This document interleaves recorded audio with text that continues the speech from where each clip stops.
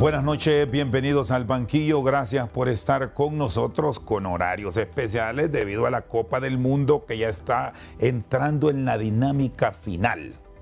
Hoy vamos a hablar de los desplazamientos forzados, de los refugiados, de los inmigrantes, porque si bien son temas que parecen la misma cosa, no lo son. Son escenarios completamente diferentes y hay organizaciones como la ACNUR que se encargan de esas atenciones puntuales para todos los ciudadanos que por algún momento de su vida migramos. El ser humano se moviliza por diferentes razones en el mundo y las circunstancias que se enfrentan son desde luego diferentes, pero siempre hay un objetivo que busca el hombre y la mujer. Es tener una mejor relación para su vida, vivir mejor. Esa es la gran aspiración, tener el sustento para él y los suyos. Nos acompañan dos destacadas oficiales de la Agencia u Organización de Naciones Unidas para los Refugiados, la ACNUR, aquí en nuestro país. Daniele Álvarez Navincopa, ¿estamos bien, va? Sí, sí, muy bien. Bueno, ya adoptada aquí en Honduras, ciudadana peruana, y Marcela Carranza, con una gran misión en el país, en estas atenciones. ¿Cómo establecer en principio estas diferencias que planteábamos? Porque una cosa es el que migra, otro el que es desplazado y otro es el refugiado. Buenas noches, Daniele, ¿qué tal? Buenas noches, Chendo, gracias por recibirnos. Buenas noches a toda la audiencia. Bueno, mira, empiezas con una pregunta que es clave y que es importante porque tienen cargas jurídicas y responsabilidades de los estados distintas. Entonces voy a empezar haciendo una diferenciación. Primero tenemos a las personas desplazadas de manera forzada por un lado y luego a una persona migrante. Las personas migrantes, ¿no? Entonces, las personas desplazadas, que pueden ser las personas refugiadas, una persona solicitante de asilo, son personas que se ven forzadas a huir de sus hogares, de sus países de origen, porque su vida, su libertad o su seguridad se encuentran en peligro. ¿Esto qué significa? ¿No? Que una persona pues se ve forzada a dejarlo todo, que toman la decisión de irse del país, porque lamentablemente si se quedan, algo les puede pasar, ¿no? Entonces cruzan una frontera internacional y llegan a otro país con el objetivo de proteger su vida, de acceder a mecanismos de protección que les permitan retomar sus proyectos de vida de manera segura. Una persona migrante, por su lado, es alguien que sale también de su país, pero que lo hace de manera voluntaria y con una razón. Pueden ser económicas, laborales, oportunidades educativas. Para ponerte un ejemplo, hace un ratito mencionabas, yo soy extranjera, aunque casi hondureña ya por la cantidad de años que tengo viviendo aquí, pero si por A o B razones yo mañana dijera yo no quiero seguir viviendo en Honduras, yo puedo regresar a mi país. Yo soy una persona migrante. Yo regreso a mi país, ni mi vida, ni mi libertad, ni mi seguridad se encuentran en peligro. Ese es el migrante, para tener ese concepto claro de un ciudadano que decidió un día partir, pero no tiene ningún problema por las circunstancias que puede enfrentar en volver. Exactamente, yo puedo volver a mi país. Mientras que este caso, Daniele, perdón, es lo más común que tenemos como registro con los hondureños que en algún momento deciden viajar a los Estados Unidos. El famoso sueño americano que para muchos se queda truncado en Guatemala y otros que avanzan a México. Igual puede pasar con quienes van, y cito los dos grandes movimientos en masa de hondureños, al Reino de España. Exacto, mira, y ahí es importante también que volvamos a hacer esta diferencia, ¿no? Porque quien sale de su país, una persona refugiada, como decía, ¿no? No puede regresar a su país de origen, pero en donde va solicita protección internacional, y eso trae derechos también, que hay responsabilidades compartidas de los estados de proteger a las personas. ¿Y por qué menciono esto? Porque, por ejemplo, Honduras tiene más de 262,000 personas de nacionalidad hondureña que hasta el cierre de 2025 estaban en otros países ya reconocidos como refugiados o que se encontraban en proceso de solicitar, que están solicitando refugio y que se encuentran en proceso de evaluación para ser reconocidos como refugiados. ¿Es una especie de asilo? Refugiado. Es refugio, el asilo es exactamente lo mismo. Estoy usando solo un término para no confundir, pero una persona que solicita refugio, entonces estamos hablando de más de 262,000 personas. Y la mayor hondureñas. parte de este grueso, ¿qué país es el que tiene la mayor cantidad de solicitudes, Daniela? Mira, Honduras, las personas hondureñas principalmente buscan refugio en Estados Unidos. Estamos hablando del casi el 85% de ese total de personas que estábamos hablando hace un ratito que han solicitado refugio en Estados Unidos. Pero luego tienes un gran porcentaje en México. Tienes un 10% de personas que están actualmente en México solicitando, ya reconocidas como refugiadas o solicitando refugio, ¿no? Y luego hay otros países en cantidades más pequeñas. Europa. Como no, es que y ese es un factor importante porque muchas veces se piensa que las personas refugiadas se van, ¿no?, a otros países, y lo que se ve como tendencia en el mundo es que una persona refugiada busca en los países vecinos. O sea, en este caso Guatemala es una de las... ¿El Salvador cómo está? Miren, allí también hay personas refugiadas allí, por supuesto, pero los números pues no son grandísimos, ¿no? Los países que principalmente las personas hondureñas buscan refugio son Estados Unidos, México, Guatemala y también, España. ¿Tiene que ver mucho esto, el tema del idioma, por la comunicación, esas solicitudes? Miren, normalmente lo que se ve de tendencia global en general es que las personas buscan refugio en los países más cercanos también. Primero, porque toda persona que se ha visto forzada a huir sueña con regresar a su país, ¿no? Desean hacerlo. Se han ido porque se vieron forzados, no porque quisieran, no fue una elección.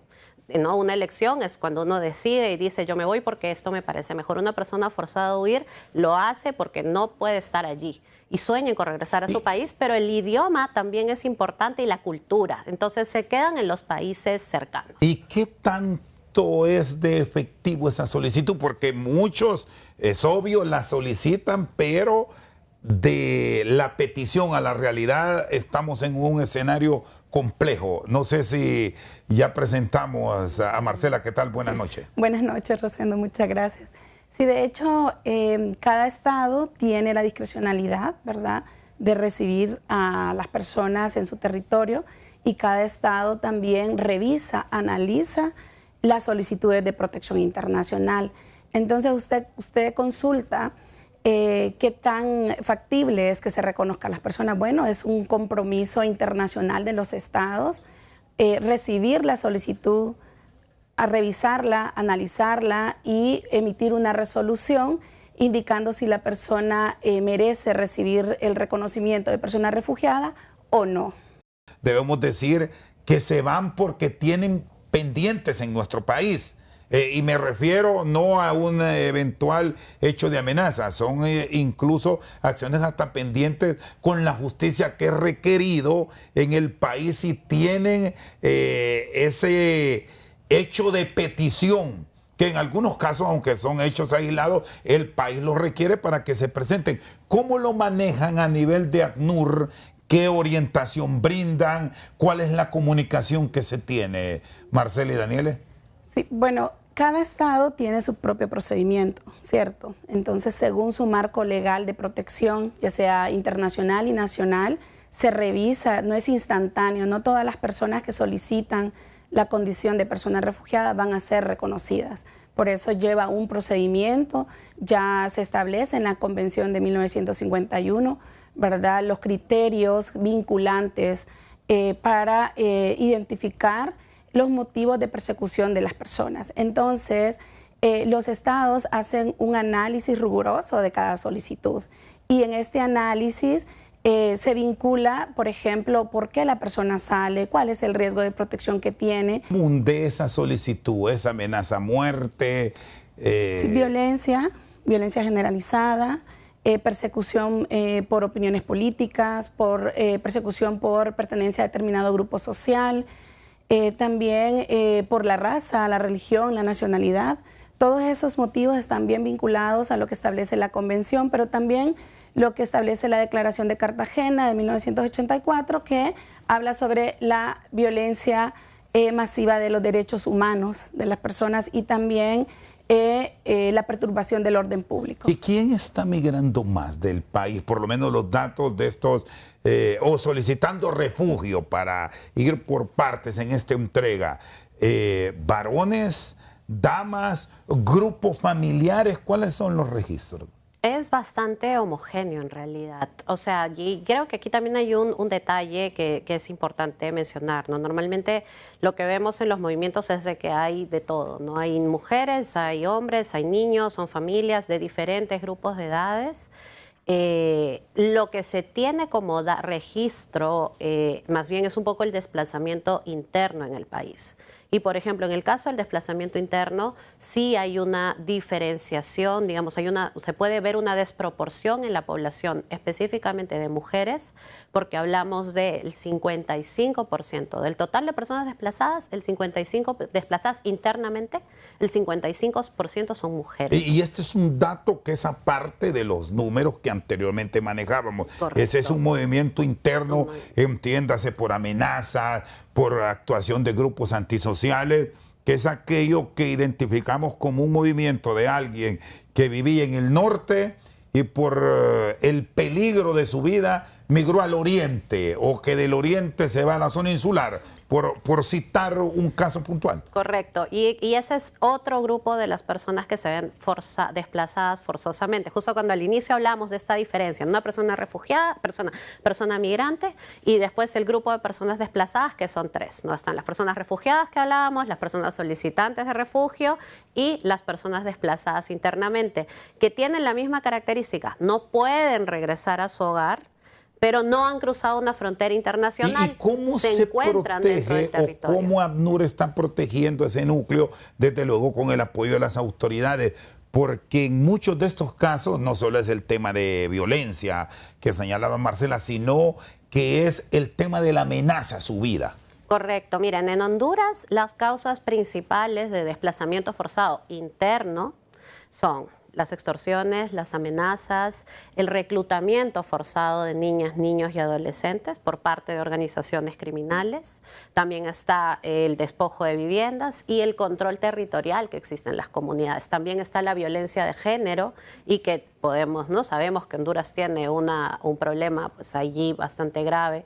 Entonces, esas son causas principales de por qué las personas se desplazan de manera forzada de sus hogares, pero en este caso no cruzan una frontera internacional.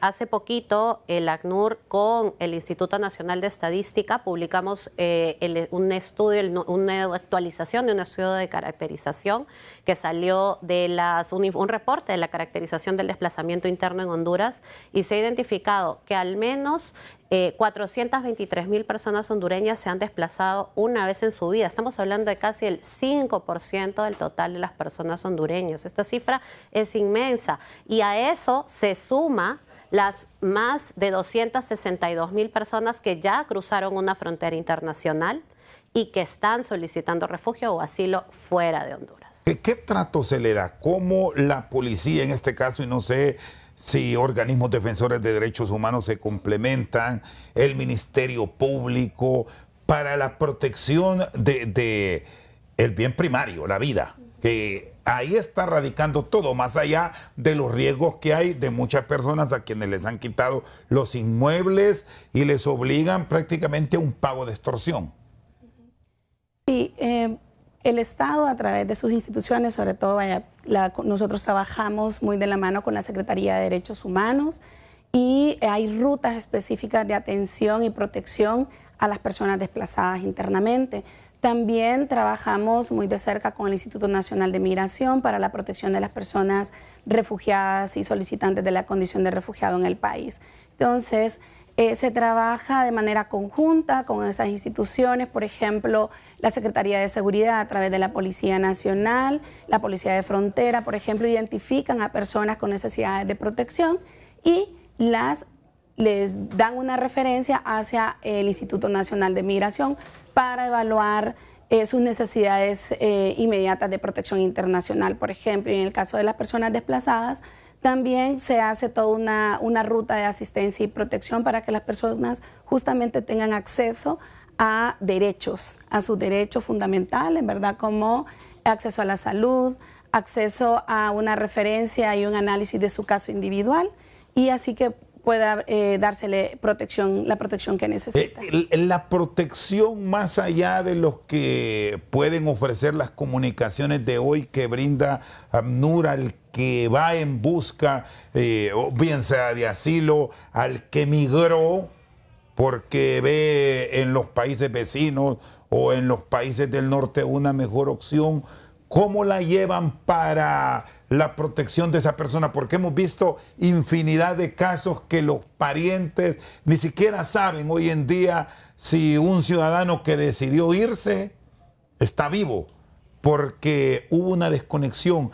¿Hay algún rescate de ese tipo de actividades para encontrar personas por parte del ACNUR, o al menos ayudar a encontrar esos vínculos familiares, o no está al alcance de la organización?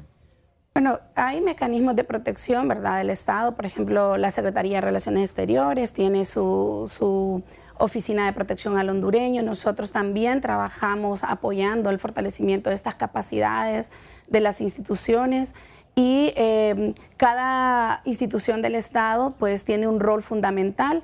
En el caso de personas refugiadas, se hace todo un proceso de registro de información, por ejemplo, en los centros de atención al migrante irregular que tiene el Instituto Nacional de Migración como ente rector, y nosotros como ACNUR fortalecemos las capacidades del Estado, específicamente del INM, para que pueda tener este sistema de registro, y también que pueda fortalecer la búsqueda en caso, ¿verdad?, de personas, pero es bien raro que tengamos un caso de una persona como desaparecida, porque realmente el sistema de registro del Estado es bien robusto. Muy bien, voy a hacer una pausa. Estamos hablando de la actividad que desarrolla la ACNUR con los que solicitan asilo, con los migrantes, con los desplazados, que son hechos muy comunes que ahora mismo se están registrando en un tiempo donde la comunicación debe jugar un papel fundamental para la protección de la vida. Marcela Carranza y Daniel Álvarez están con nosotros. Ya regresamos. Seguimos esta noche al banquillo hablando del tema de los asilos y los refugios, los desplazados. El tema migratorio, que aquí me decía Daniel y Marcela, que más lo tienen concentrado a través de la OIM, pero sí hay una comunicación fluida que les permite establecer ciertos parámetros en el tema. El tema de los desplazamientos, hay respuestas claras que en el acompañamiento de usted han logrado los retornos, o por la naturaleza de los hechos que vivimos actualmente en una franja en el país de mucha violencia, se ha dificultado esos retornos? Mira, yo creo que es importante empezar diciendo que esto no solamente es un tema que sucede en Centroamérica, ¿no? Estamos hablando de un problema global. En el mundo, hasta el cierre de 2025, habían más de casi 118 millones de personas desplazadas en todo el mundo. Esto es una cifra que excede, que supera la cantidad de países juntos, de poblaciones enteras de países que se encontrarían desplazadas. Entonces, esta cifra pues es bastante grande, no es solo un tema, y eso es importante aclararlo, porque a veces pareciera que es un problema solo aquí en Centroamérica, ¿no?, cuando no es así. Estamos hablando de un problema global y que se tiene que también poner en perspectiva justamente lo que pasa en la región. Sí.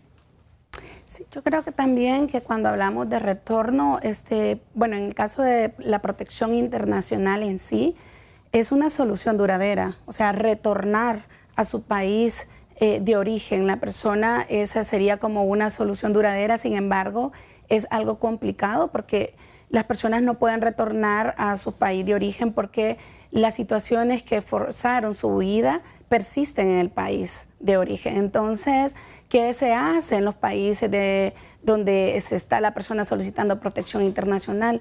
Pues fortalecer las capacidades para que haya una integración local. Entonces, más allá de un retorno, pensar también en una integración local de las personas que están buscando protección, que están huyendo de sus países por la violencia y la inseguridad. ¿Hay refugiados en Honduras como tal que estén bajo la tutela de ACNUR?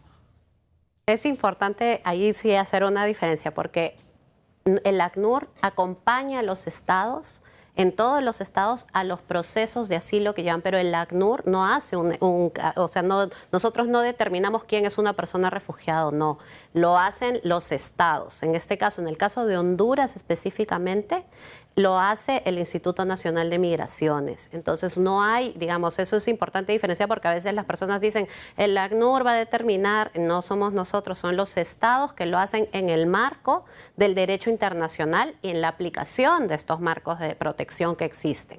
Entonces, nosotros asistimos, acompañamos al Estado hondureño a hacer eso. Y efectivamente, respondiendo a tu pregunta, sí, en Honduras también hay personas hondureñas y de hecho, Honduras tiene una tradición histórica de recibir a personas refugiadas. Mira, en los años 80... Aquí te recuerdo algo.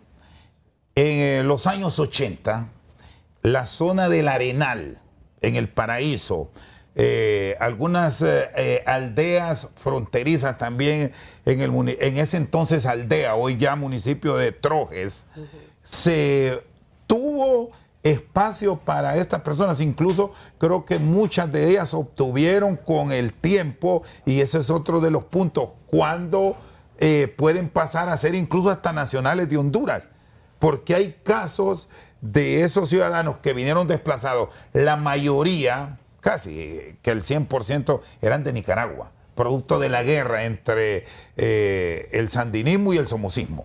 Correcto, de hecho, y a eso es justamente a lo que me refería con esta tradición histórica de Honduras, porque Honduras en los años 80 fue un lugar de refugio de miles de personas de otras nacionalidades de los países vecinos que venían huyendo de la situación de conflictos que habían en sus países. Y esto es relevante, especialmente relevante, ¿por qué? Porque Honduras es un país solidario, Honduras es un país amable y que le ha tendido la mano antes y lo sigue haciendo hoy en día.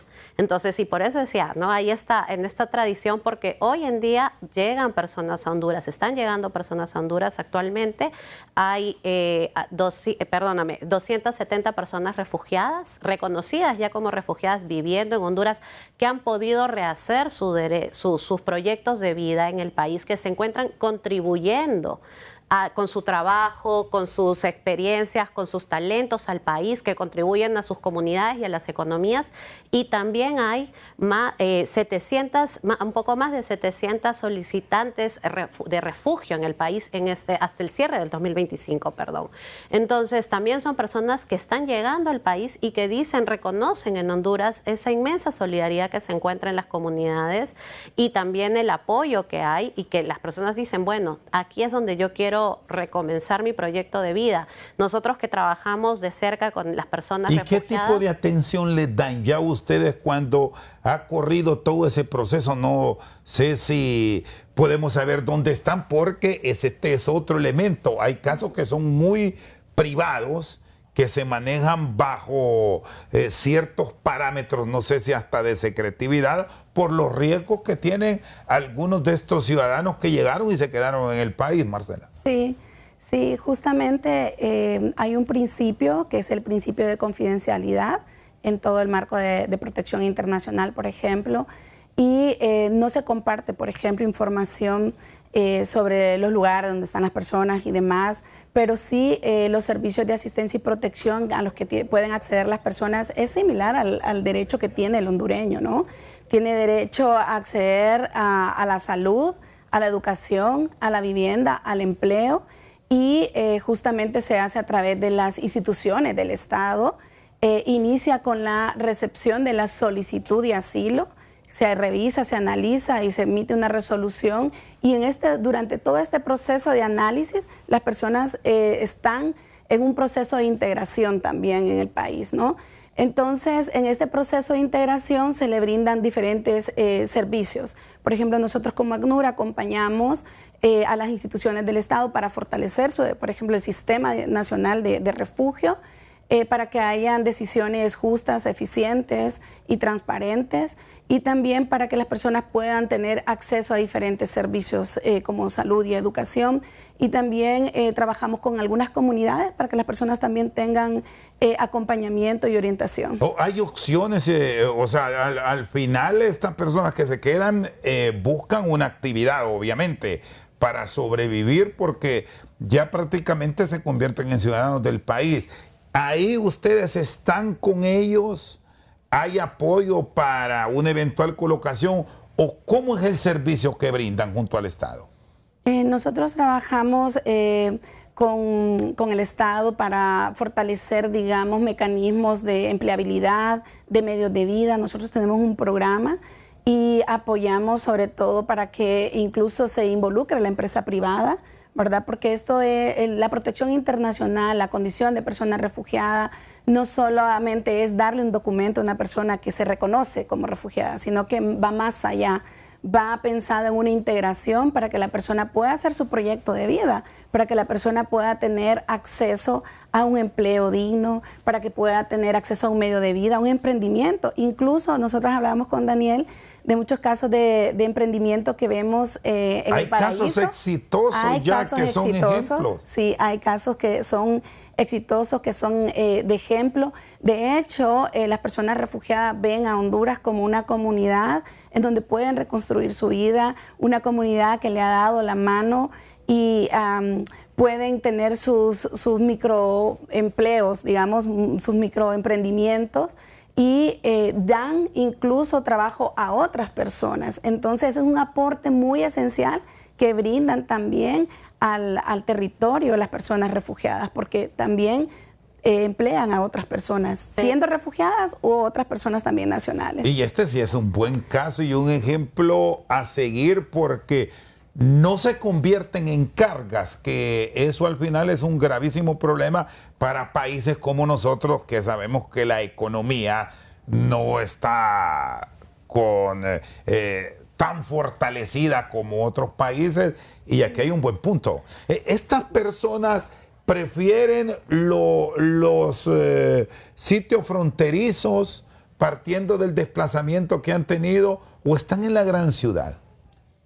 Una de las cosas muy importantes y que hay que precisar es que el Estado ha fortalecido las capacidades para poder recibir a personas, ¿verdad?, que buscan protección. No son personas que vienen a ser carga para el Estado, sino que son personas que también vienen a aportar a la comunidad. Son personas que vienen con diferentes conocimientos, que vienen a aportar muchísimo a las comunidades con sus fortalezas que tienen, con sus conocimientos, con sus procesos tienen procesos técnicos, por ejemplo, que pueden fortalecer. Aquí Daniel me puede como apoyar. Sí, y en realidad yo creo que también más allá de hablar solamente de estos aportes, digamos, que pueden hacer a la comunidad, hay algo que a mí me encanta y es ver cómo se van integrando de manera cultural. Y entonces, por ejemplo, uno de los casos que hablábamos con Marcela hace un rato, y decíamos qué bonita esta experiencia de unos chicos que vinieron y buscaron refugio aquí y dijeron vamos a abrir un negocio de arepas, porque ellos sabían hacer buenas arepas. Y empezaron a vender, pero decían, salen, pero no salen como quisiéramos. Y entonces la fusionaron con la baleada y le volvieron la arepa catracha y empezaron a hacer estas fusiones. Y hablando entonces, de chicos venezolanos, ¿verdad? Y entonces, pero lo bonito es eso, ¿no? Y entonces cuando le preguntábamos a la comunidad, a sus comensales, ¿no?, que llegan así en la tarde, porque ellos vienen en la tarde, y llegaban, y entonces si ellos nos dicen, no, es que esta mezcla a nosotros nos gusta. Y la señora decía, ya le he dicho que ahora me tiene que enseñar a mí cómo hacer, pero yo quiero cocinar igual en la casa. Y entonces vas viendo estos procesos culturales de integración que hacen también, que enriquecen, nos enriquecen a todos, ¿no? Definitivamente estamos hablando de que estos chicos estaban aportando, que es uno de varios ejemplos. También habían otras chicas ahí que la verdad tienen unas historias ahí súper interesantes de cómo están aportando. Una chica que aprendía y que ahora hace trenzas, porque le gusta hacer unas trenzas tan bonitas que la gente va y le ayudan, y ella hace trenzas ahora para las actuaciones del colegio de las niñas. Y así, y van generando un espíritu realmente de integración, pero también de solidaridad. Porque mira, para ponerte otro ejemplo bonito, hay una escuela en la que los niños, han llegado niños refugiados que se han integrado en una escuela, y los mismos chicos de la escuela, y esa es la razón por la que yo hablo de que Honduras es un país solidario y amable, porque los mismos chicos de la escuela se han organizado y han sacado un periódico juntos. Han sacado un periódico escolar donde hablan de los derechos de protección, donde ponen ahí todos se preparan, todos chiquitos, estamos hablando de niños entre 12 y 14 años, un poquito más chiquitos algunos, y entonces ellos hacen su periódico, dejan mensajes de integración, dejan mensajes de solidaridad, pero lo más importante es de que con esta actividad ellos están promoviendo que quienes han llegado se integren. Y el tema de la unión con el resto de sus familias, ¿cómo lo han llevado? Porque hay casos puntuales que llegan y se quedan jóvenes, como el elemento que nos contaban, y en desplazamientos que han venido de muchos venezolanos, de algunos nicaragüenses, se han logrado eventualmente hechos de ciudadanos que trajeron a su familia. ¿Cómo es ese proceso, si es que ha existido? Sí, dentro de los derechos de las personas refugiadas está el derecho a la reunificación familiar. Y sí, hay personas que han solicitado la reunificación con su familia. Es un proceso que también lleva un análisis, ¿verdad? Lleva un dictamen por parte de la institución rectora de protección internacional en el país, y logran las personas llegar a reunificarse. Y esto no solamente sucede aquí en el país, sino que en la región, porque es un derecho que está dentro de la Convención de 1951, la Convención sobre el Estatuto de los Refugiados, que de paso vamos a mencionar que este año también se celebra el 75 aniversario de la Convención, que es el marco global que utilizan todos los países para fortalecer todo lo que tiene que ver con la protección internacional en sus países. Me decían también que además este marco está más vigente que nunca, porque estamos hablando de los 75 años, que cuando decimos se hizo en 1951 pareciera que pasó pues hace tanto tiempo, pero realmente la relevancia de esta convención viene porque los problemas que generaron, que fueron los conflictos, que generaron que las personas se vean forzadas a huir y generaron este marco de protección, siguen sucediendo hoy en día. Y por eso es tan importante, porque finalmente el buscar refugio, el tener el derecho a la protección, es la esencia de nuestra humanidad, ¿no? Es la empatía, la solidaridad y la dignidad humana. Y eso es esencial que recordemos todos, porque todas las personas tenemos derecho a buscar protección. Nadie está libre de pasar por una situación que nos fuerce a decir tengo que dejarlo todo para salvar mi vida, para salvar mi seguridad, para que finalmente yo pueda decir me siento seguro aquí. Y entonces nadie está libre de pasar por una situación así, y por eso es que estos marcos son tan relevantes y son tan importantes a pesar de los años que han pasado. Muy bien, vamos a la pausa aquí en Al Banquillo. Ya venimos para seguir hablando de todo lo relacionado con los desplazamientos, con las migraciones y los refugios que eventualmente buscan los ciudadanos del mundo en otras naciones. Ya regresamos. Puntos sobre la mesa. Esta noche aquí en Al Banquillo hay que realizar pagos, y planteo esto porque es muy común hoy en día que existan por doquier individuos y grupos organizados que a quienes hacen este tipo de solicitudes bajo el auspicio del ACNUR soliciten dinero. Ahora que la tecnología está muy activa, suele ocurrir, pero ¿cuál es la realidad? Punto sobre la mesa. Punto sobre la mesa es presentado por Bana. En el fútbol y en la vida, los imprevistos llegan sin avisar. Bana te presta hasta 7,000 lempiras desde tu cel. Con Bana puedes. ¿Cómo tratan estos casos, Marcela? Bueno, nosotros tenemos una política en el ACNUR contra el fraude. Nosotros realmente siempre generamos información para las personas que están en movimiento, las personas en movimientos mixtos, personas que buscan orientación, ¿verdad? Entonces, comentar de que todos los servicios del ACNUR son gratuitos. todos los servicios. Y también aquí recalco que el solicitar la condición de persona refugiada en el país también es un proceso gratuito, no requiere de un apoderado legal. O sea, si la persona quiere presentar su solicitud a través de un apoderado legal, lo puede hacer, pero es gratuito todo el procedimiento. Las personas tienen acceso a la justicia a través de diferentes canales, ¿verdad? Pueden las personas buscar información, orientación o acompañamiento, digamos, del CONADE, o pueden también buscar información, orientación a través del consultorio jurídico gratuito de la universidad. Pero todos los procesos dentro del Instituto Nacional de Migración, por ejemplo, con el que nosotros trabajamos, son gratuitos. Igual nuestros servicios también son totalmente gratuitos. ¿Y están dónde y con qué tiempo un solicitante obtiene respuesta, Marcela? Bueno, el proceso se presenta ante el Instituto Nacional de Migración y este es, como les mencionábamos al principio, es un proceso que puede durar un tiempo porque no es de inmediato. No todas las personas que solicitan la condición de persona refugiada van a ser reconocidos como refugiados. Hay personas que sí se excluyen, ¿verdad? Y este es un trabajo que lo hace el Estado de Honduras.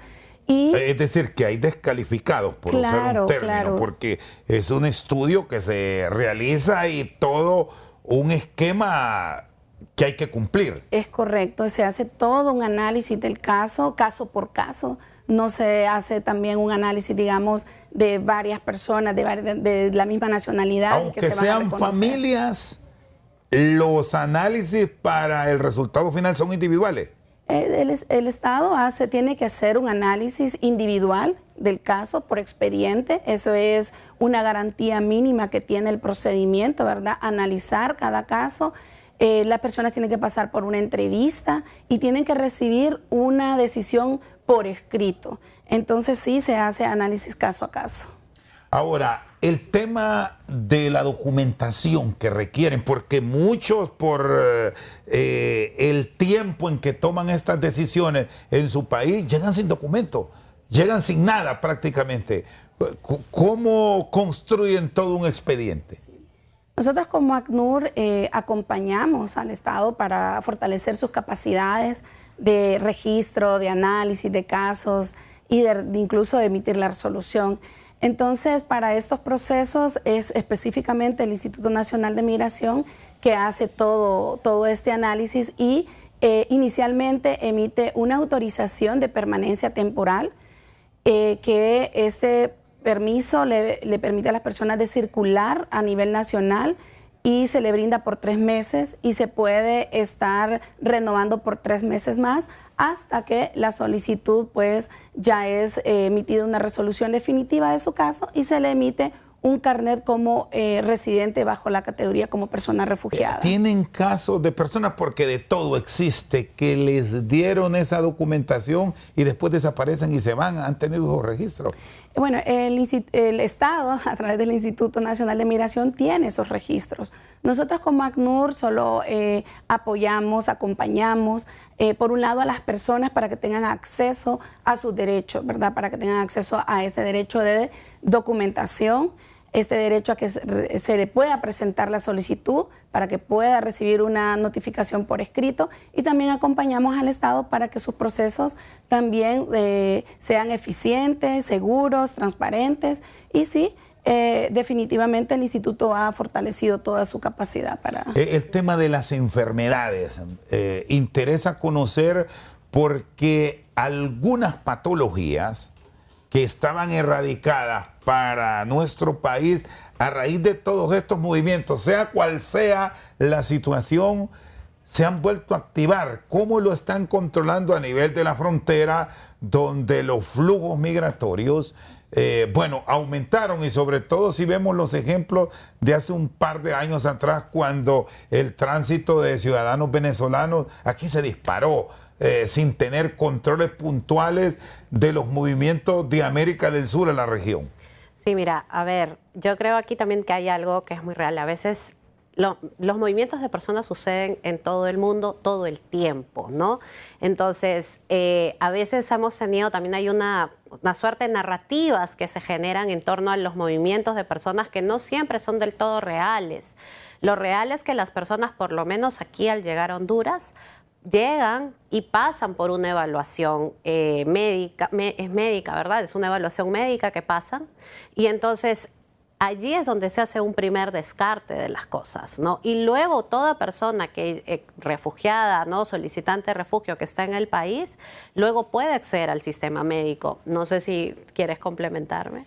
Sí, el Estado, ¿verdad?, a través del Sistema Nacional de Salud Pública, tiene esta responsabilidad de dar vigilancia epidemiológica dentro de en las fronteras o dentro del territorio.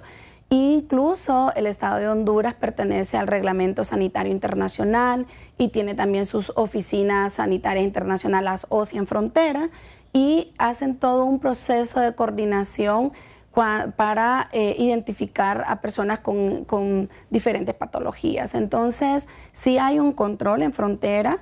Y también hay una coordinación entre instituciones. Esto lo hace la Secretaría de Salud, lo hace el Instituto Nacional de Migración en conjunto. Ellos brindan asistencia a diferentes situaciones de salud que pueden identificar, y las personas refugiadas, inmigrantes que están en el territorio tienen también derecho a recibir también asistencia médica pública.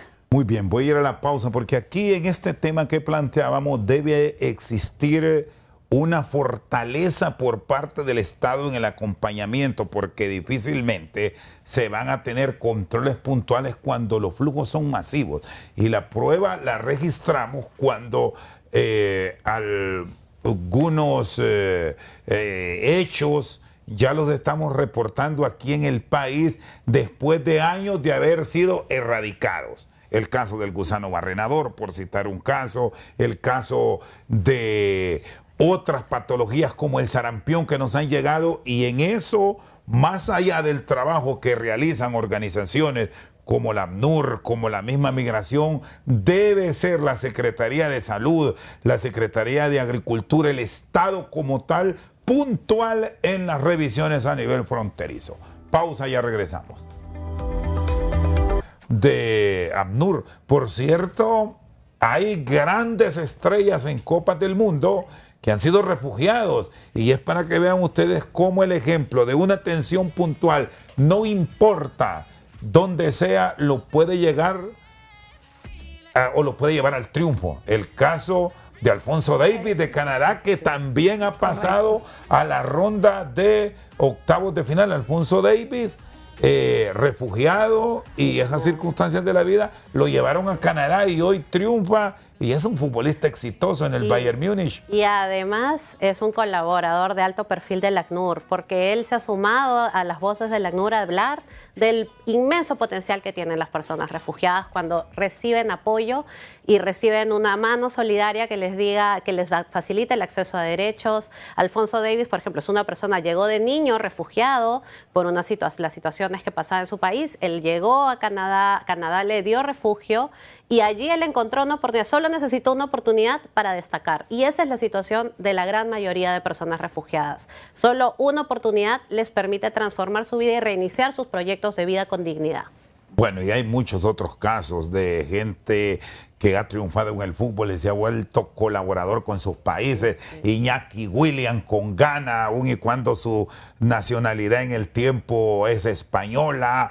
Rüdiger en Sierra Leona es una figura del Real Madrid y del fútbol alemán, está destacando a nivel de Copas del Mundo. Bueno, para que vean ustedes cómo se han convertido en grandes embajadores gracias a una oportunidad que quizás no la imaginaron nunca en su vida. Quiero cerrar con ustedes hablando de esos desplazamientos internos, porque si hay un enorme peso y dificultad para familias que tienen que abandonar el sitio donde crecieron e internamente moverse en su país por grandes dificultades que bien se pueden corregir con la intervención del Estado. Daniela. De acuerdo, pero lamentablemente Honduras tiene un problema de violencia estructural, ¿no? Y que genera que miles de personas se hayan visto forzadas a desplazarse, a dejar sus casas, pero no han cruzado una frontera internacional. Significa que permanecen dentro del territorio, pero ya muchas veces en Honduras inclusive el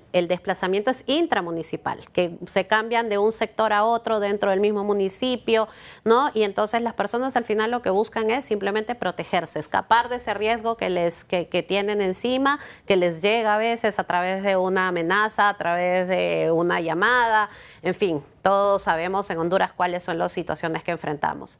Pero esas personas no están solas y creo que eso es lo que yo quería enfatizar ahora para el cierre, porque si una persona está pasando por una de estas situaciones, la violencia lo que hace es romper el tejido social, romper la confianza, generar miedo. Y muchas veces cuando una persona desplazada internamente o que ya está en riesgo de desplazamiento, sienten temor y se sienten solos. Dicen, ahora con quién hablo, ahora quién le digo, cómo confío en esta situación.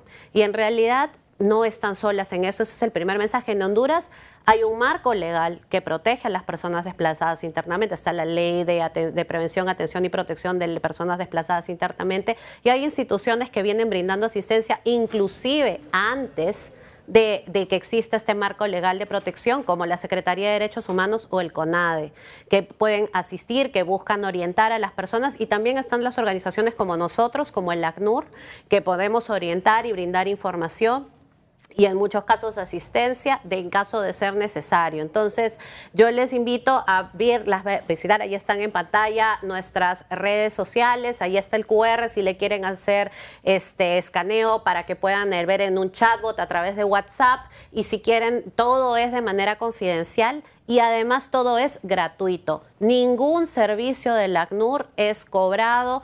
He escuchado por ahí algunas veces que nos llaman y nos dicen, un señor vino y me dijo que que eran de ACNUR, y eso era mentira porque no tenía ni el chaleco. Eso también es importante, que la gente pueda ver que tenemos la visibilidad, así como nos ven a nosotras con nuestro chalequito, ¿no?, de visibilidad, y las personas no están solas. Si están pasando por una situación de riesgo, no teman en llamarnos, en escribirnos. Todo proceso es absolutamente confidencial y completamente gratuito. Y estamos a disposición para poder ayudar y proteger y salvar vidas, que ese es nuestro mandato. Bueno, y hay un punto que es fundamental, es que esto queda bajo confidencialidad, porque por temores muchas veces no se presentan las quejas, no se presentan las denuncias en este caso puntual de los desplazamientos.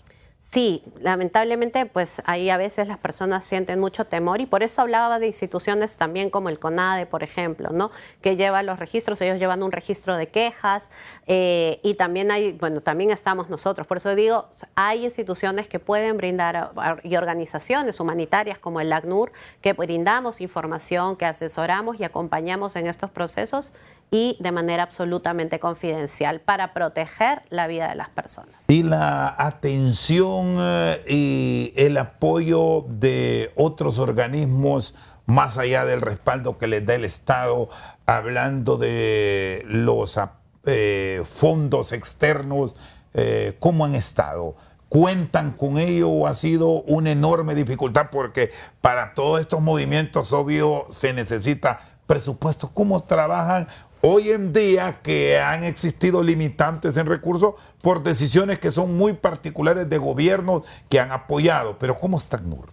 Sí, bueno, sí, todas las organizaciones humanitarias en general pues han sufrido recortes, y es una situación que enfrentamos, pero eso nos ha obligado a reorganizarnos y a poder ver cómo podemos seguir respondiendo, porque los problemas de las personas continúan. Las situaciones que generan desplazamiento siguen sucediendo y están allí. Y entonces las causas estructurales del desplazamiento en Honduras no han cambiado muchísimo en los últimos años. Entonces, lo que nosotros hacemos es que seguimos brindando respuesta, nos hemos reorganizado y estamos trabajando para el apoyo, para salvaguardar la vida de las personas y finalmente para proteger los derechos. Bueno, ¿cómo le fue en junio, que recientemente concluimos, y fue el mes de la orientación, del apoyo, de la guía para quienes están en estas dificultades en el mundo? Así los desplazamientos forzados, los migrantes. Pero yo creo que algo muy importante, y como lo mencionaba Daniel, que Honduras ha sido un país en donde sí se ha fortalecido la capacidad para brindar protección, pero también recordar que la protección de las personas que están desplazadas por la fuerza es una responsabilidad compartida, es una responsabilidad del Estado, de las organizaciones de sociedad civil, de la misma comunidad, de nosotros como organismos, ustedes como medios de comunicación, para informar a las personas también de manera correcta y adecuada sobre los diferentes derechos que tienen y también los servicios de asistencia y protección. En marco del Día Mundial del Refugiado desarrollamos diferentes actividades con las instituciones, sobre todo con el Instituto Nacional de Migración, con la Secretaría de Derechos Humanos, en donde brindamos información a las personas, ¿verdad?, para orientarles de cómo buscar y recibir la protección que están buscando. Muy bien, gracias. Marcela Carranza y Daniele Álvarez nos han acompañado esta noche al banquillo. Por su sintonía, muchas gracias.